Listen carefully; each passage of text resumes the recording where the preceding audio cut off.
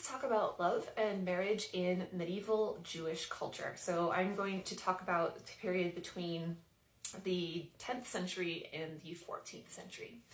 So much like other cultures of the time, children were engaged quite young by their parents, and oftentimes they were even married quite young, so they could get married as early as 12 years old. At that point, they would probably move in together and live in the home of the parents of maybe the groom, and spend a couple of years learning how to be married, learning how to run a house. They would not necessarily be sleeping together and trying to have children yet, because they were still children themselves. Because of this, it meant that the divorce rate could be very high. I've seen estimates that said it was as high as 1/3 of all marriages would end in divorce.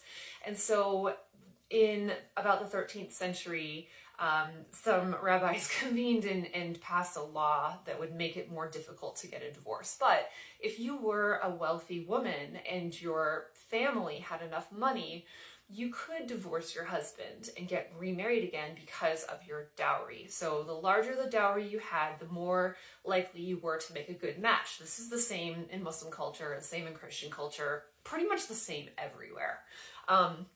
And so if you had parents that were rich enough, you could get another dowry and find yourself another husband.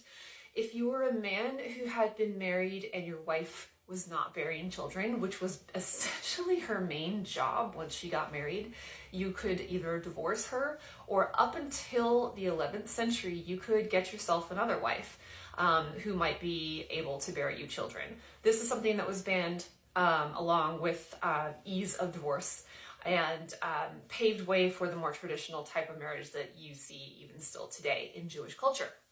So that's all I have. If you're interested in my sources, feel free to contact me in the comments. And at the end of February, we're going to stop talking about love and move on to something that I'm a little more comfortable with.